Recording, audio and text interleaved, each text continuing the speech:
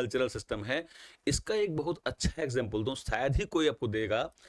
Japan नाम सुना? Japan, Japan जो है आप जानते हैं कल्चरल मानदंड में मैं समझता हूं बहुत उसके कल्चर अलग हो जाती हैं कई बार।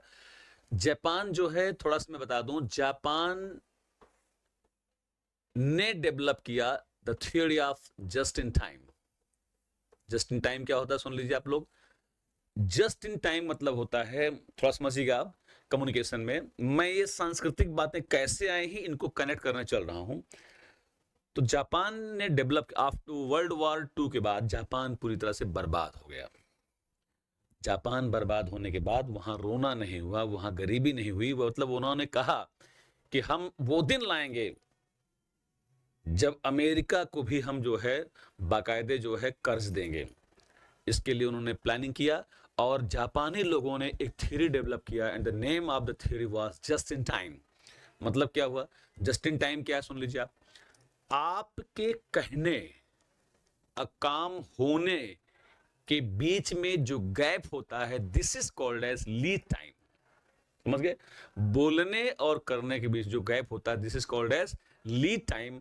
जापानियों ने इस लीड टाइम को, एक जीरो नहीं कर सकते आप लीड टाइम को जीरो नहीं कर सकते हैं, लेकिन you can reduce up to optimum level.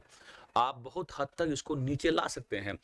चले जाएं जापान के रेस्टोरेंट में, आप जापान के रेस्टोरेंट्स में आपके ऑर्डर देने और आने के बीच में दुनिया में सबसे कम टाइम लगता है, because of the theory and philosophy of the following the system of just in time. लेकिन आप इंडिया के चाहे जितने बेहतर रेस्टोरेंट चले जाएं, आपके ऑर्डर देने और खाना या जो भी आप मंगाए हैं उसके आने के बीच में there is going to take approximately minimum 15 minutes of time. Second example देता हूं जस्ट इन टाइम का। इसी जस्ट इन टाइम का इनका सांस्कृतिक जो मानदंड है बता दूं क्या है, कि जैसे हम अपने मुद्दे पे आ रहे हैं, समझिएगा बता क्या है।